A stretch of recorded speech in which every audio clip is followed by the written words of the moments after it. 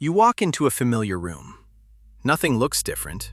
No one has said anything unusual. Yet something feels off. A pause lasted slightly too long. Someone's voice sounds different. A person who normally looks at you avoids eye contact. Before you consciously identify any of those details, your mind has already reached a conclusion. Something changed. Sometimes that instinct is accurate. You noticed a pattern before you found the words to explain it. Other times, it becomes the beginning of a story the evidence never fully supports. That creates a strange problem. The same mind that recognizes real patterns also creates convincing false ones. And from the inside, both can seem like insight. The deeper skill is not noticing more patterns. It is learning which patterns deserve your trust. So how does experience teach the mind to notice what others miss? And how do you know when a pattern has earned that trust? A beginner looks at a chessboard and sees pieces. A skilled player sees threats, defenses, openings, and possible consequences. The same objects appear in front of both people, but they do not contain the same information. This became clear through a series of classic chess experiments. Researchers briefly showed realistic chess positions to experienced players and beginners. After the pieces disappeared, each person tried to rebuild the board from memory. The experienced players performed far better. At first, this looked like superior memory. Then, researchers changed the positions. Instead of arrangements taken from real games, they scattered the pieces into patterns that made little strategic sense. The experts' advantage dropped sharply. Their memory had not disappeared. The meaningful structure had. Experienced players were not remembering dozens of separate pieces. They were recognizing larger arrangements built through years of practice. One cluster represented a threat. Another represented a defense. Several individual details had fused into one meaningful unit. Psychologists often call these units chunks. The name matters less than the effect. Experience reorganizes what the mind sees. A musician hears tension inside a chord. A mechanic hears a problem inside an engine. A doctor notices a combination of symptoms. A skilled golfer reads the slope, wind, grass, and position of the ball without describing every calculation. What looks like extraordinary perception often begins as organized experience. The expert does not simply know more.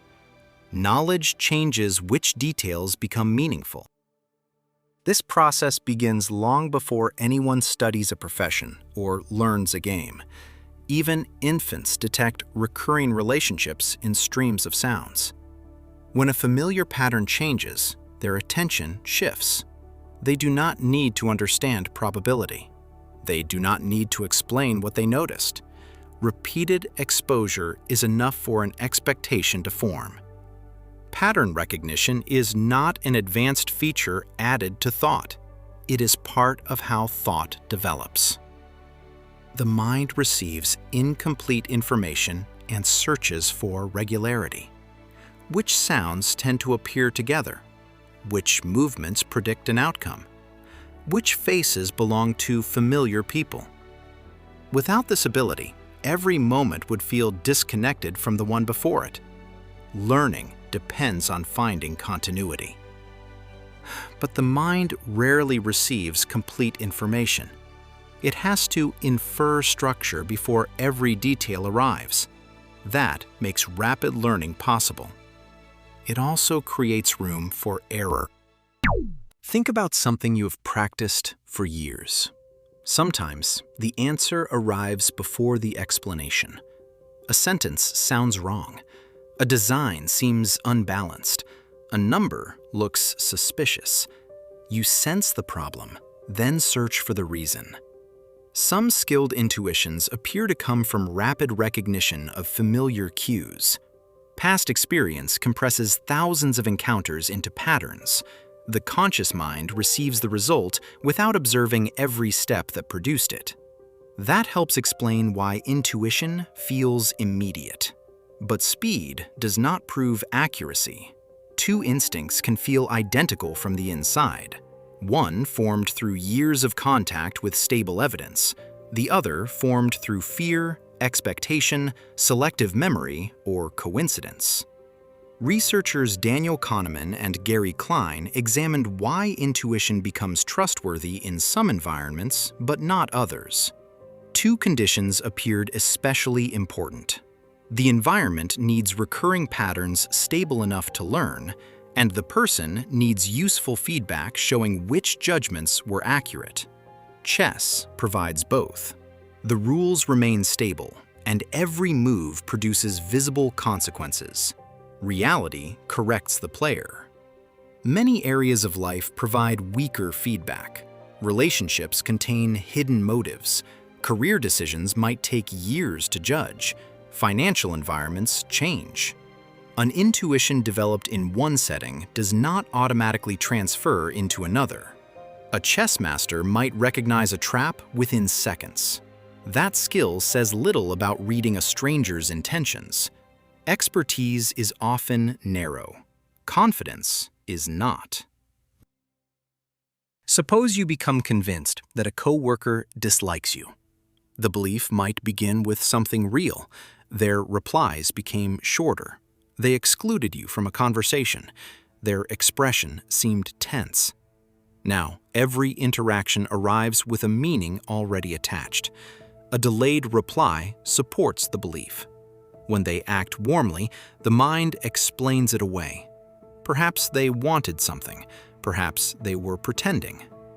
Research on confirmation bias suggests contradictory evidence is not always ignored. It simply carries less weight than evidence supporting what we already believe. The exception enters awareness. The story survives. A false conclusion does not need to begin with an invented observation. It can begin with something real.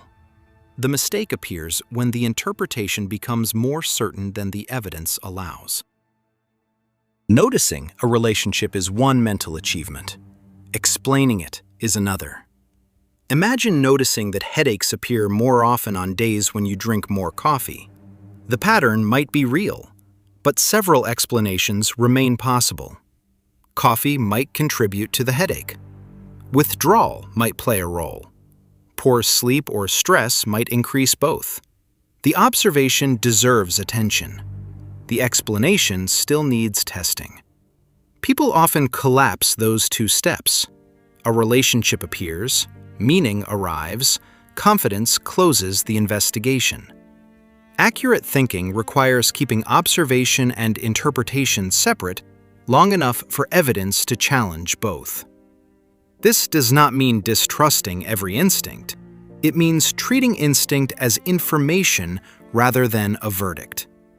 The question changes from, "Is this true?" to, "What did I actually notice?" and "What else might explain it?" That protects the possibility of insight without protecting every conclusion. The meaningful difference is not who notices the most connections. It is who has learned where their recognition is reliable. The strongest pattern recognizer is not the person who trusts every pattern. It is the person willing to test one. Because the opposite of false pattern recognition is not seeing fewer patterns. It is testing more of them. And that test can begin with 3 questions. What did I actually observe? What else could explain it? What evidence would show me that my interpretation is wrong?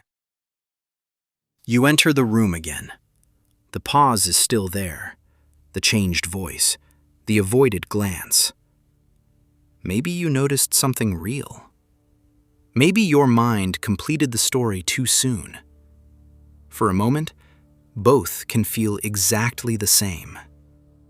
That is why the goal is not to ignore what you notice. It is to stay curious about what it means. Because the first pattern your mind finds may be insight, or it may only be the first draft. Wisdom begins when you are willing to look again.